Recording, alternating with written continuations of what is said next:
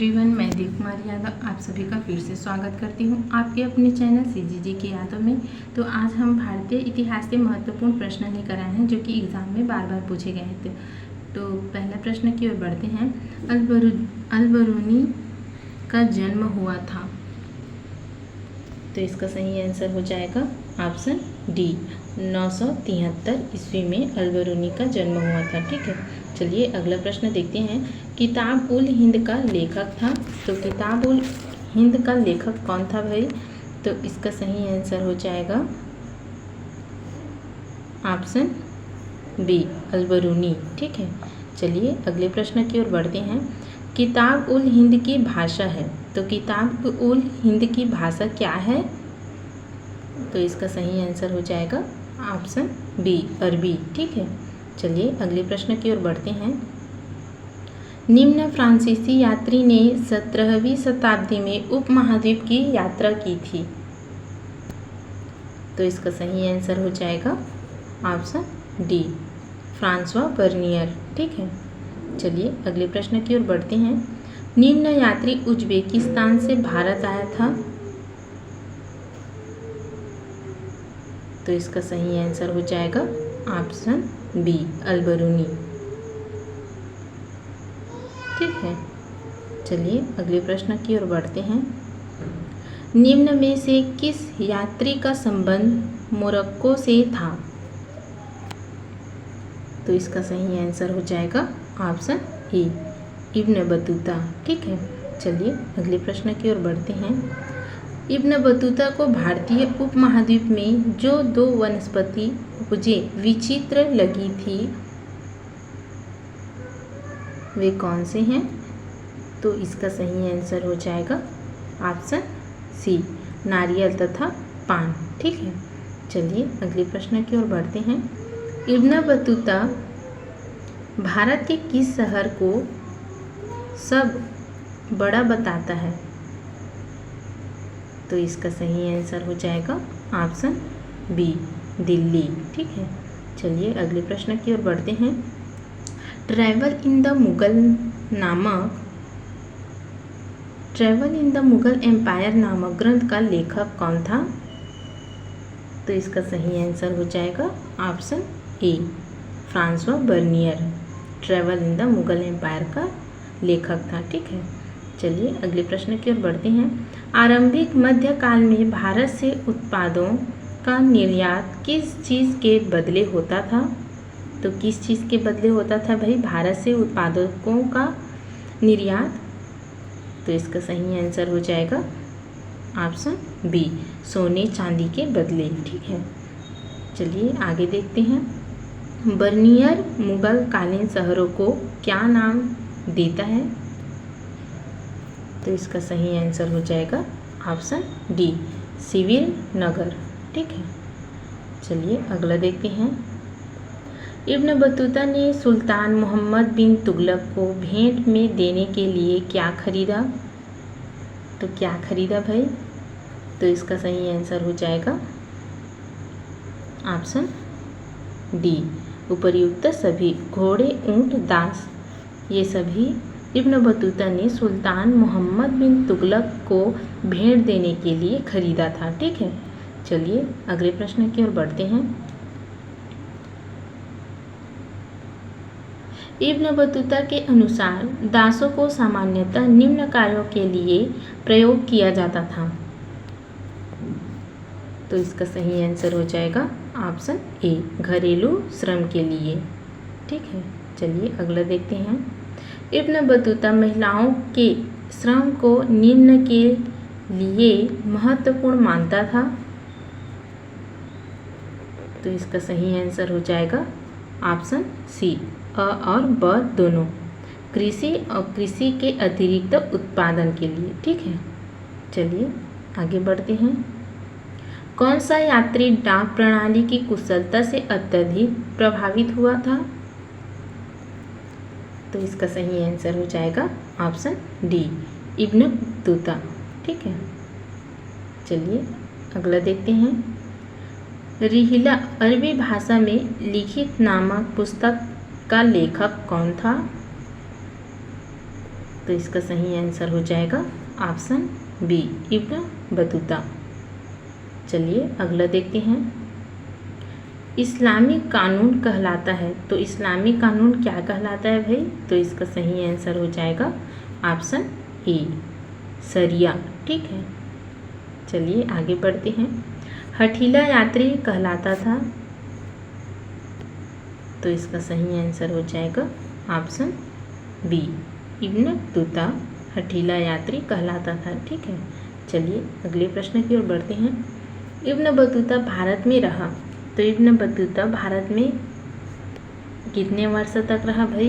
तो इसका सही आंसर हो जाएगा ऑप्शन ए 12 वर्ष तक। ठीक है, चलिए आगे बढ़ते हैं। भारत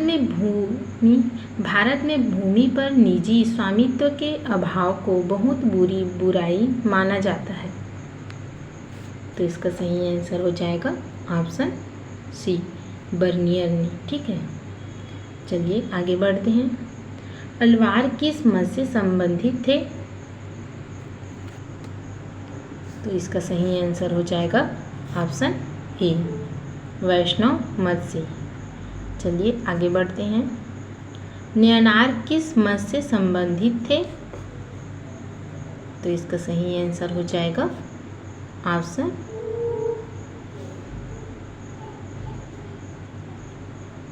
बी शैव मत से।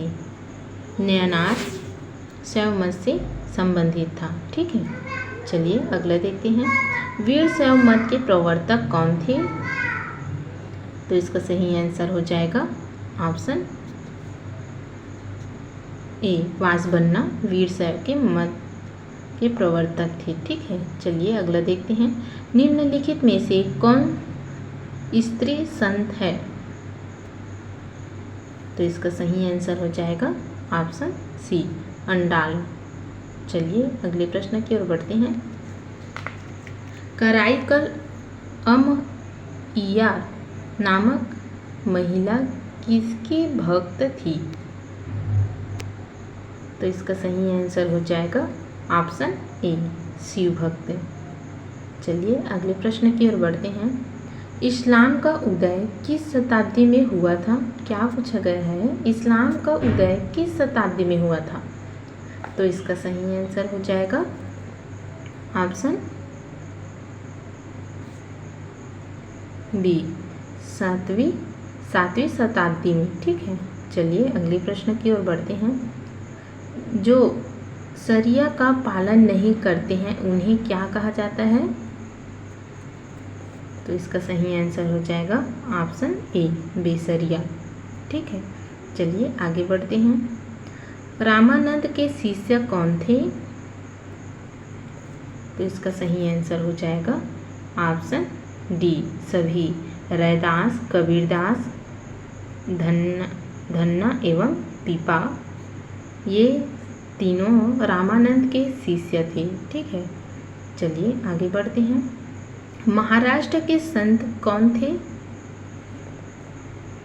तो इसका सही आंसर हो जाएगा ऑप्शन डी सभी तुकाराम रामदास ज्ञानेश्वर महाराष्ट्र के संत थे। ठीक है, चलिए आगे बढ़ते हैं। निम्न में से महिला रहस्यवादी संत थी? तो इसका सही आंसर हो जाएगा ऑप्शन सी रबिया। चलिए अगले प्रश्न की ओर बढ़ते हैं। ख्वाजा मुइनुद्दीन चिश्ती की दरगाह पर सर्वप्रथम कौन सा सुल्तान गया?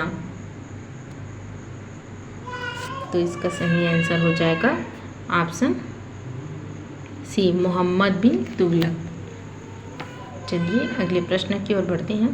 ख्वाजा मुइनुद्दीन चिश्ती की दरगाह कहाँ है?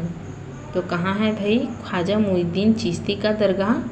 तो इसका सही आंसर हो जाएगा ऑप्शन बी अजमेर में। चलिए अगले प्रश्न की ओर बढ़ते हैं। शंकराचार्य का मत है? तो इसका सही आंसर हो जाएगा ऑप्शन बी अद्वैतवाद। चलिए आगे बढ़ते हैं। तुर्की मुसलमानों को सामान्य बोलचाल की भाषा में क्या कहा जाता था? तो इसका सही आंसर हो जाएगा ऑप्शन सी तुर्क। ठीक है, चलिए अगले प्रश्न की ओर बढ़ते हैं। शेख निजामुद्दीन औलिया की दरगाह कहाँ स्थित है? तो इसका सही आंसर हो जाएगा ऑप्शन बी दिल्ली में। ठीक है, चलिए अगला देखते हैं। अमीर खुसरो किसका शिष्य था? तो जिसको भी मालूम होगा भाई तो कमेंट में लिख कर बताइएगा कि अमीर खुसरो का शिष्य कौन था। तो इसका सही आंसर हो जाएगा ऑप्शन सी शेख निजामुद्दीन औलिया का। ठीक है, अमीर खुसरो शेख निजामुद्दीन औलिया का शिष्य था। चलिए आगे बढ़ते हैं। शेख सलीम चिश्ती की पवित्र दरगाह कहाँ स्थित है? तो इसका सही आंसर हो जाएगा ऑप्शन ए फतेहपुर सीकरी में। चलिए आगे बढ़ते हैं। गुरुवाणी का संबंध किससे है? तो इसका सही आंसर हो जाएगा ऑप्शन बी सिख धर्म से है गुरुवाणी का संबंध। ठीक है, चलिए आगे बढ़ते हैं। खालसा पंथ की स्थापना किसने की थी? तो किसने की थी भाई खालसा पंथ की स्थापना? तो इसका सही आंसर हो जाएगा ऑप्शन बी गुरु गोविंद सिंह ने। ठीक है, चलिए अगला देखते हैं। वल्लभाचार्य का जन्म हुआ था, तो कहाँ हुआ था भाई वल्लभाचार्य का जन्म? तो इसका सही आंसर हो जाएगा ऑप्शन सी वाराणसी में। ठीक है, चलिए आगे बढ़ते हैं। विजयनगर शहर का दूसरा नाम है? तो इसका सही आंसर हो जाएगा ऑप्शन सी हम्पी। चलिए आगे बढ़ते हैं। विजयनगर साम्राज्य की स्थापना कब हुई? तो कब हुई भाई विजयनगर साम्राज्य की स्थापना? तो इसका सही आंसर हो जाएगा ऑप्शन ए 1336 में। ठीक है, चलिए आगे बढ़ते हैं। विजयनगर साम्राज्य की स्थापना किसने की? तो किसने की भाई? तो इसका सही आंसर हो जाएगा ऑप्शन सी हरिहर बुक्का। दोनों भाई थे। ठीक है, ये दोनों ने मिलकर विजयनगर साम्राज्य की स्थापना की थी। चलिए आगे बढ़ते हैं। विजयनगर के शासक स्वयं को कहते थे, तो क्या कहते थे भाई? तो इसका सही आंसर हो जाएगा ऑप्शन डी राय। विजयनगर के शासक स्वयं को राय कहते थे। ठीक है, चलिए आगे बढ़ते हैं। विजयनगर का पहला राजवंश था? तो इसका सही आंसर हो जाएगा ऑप्शन बी संगम वंश। चलिए आगे बढ़ते हैं। विजयनगर के विस्तार से सुदृढ़ीकरण में सबसे अधिक योगदान किस शासक का था? तो इसका सही आंसर हो जाएगा ऑप्शन ए कृष्णदेव राय। ठीक है, चलिए अगला देखते हैं। महानवी के डिब्बे को किस विदेशी यात्री ने अपने भवन की संज्ञा दी? तो इसका सही आंसर हो जाएगा ऑप्शन ए डेमिंगस पेइस।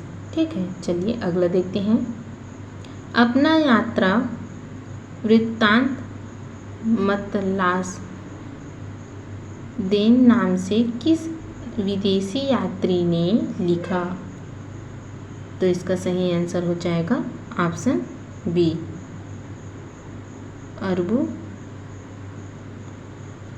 अब्दुल रज्जाक। ठीक है, चलिए आगे बढ़ते हैं। कौन सा विदेशी यात्री घोड़े का व्यापार था?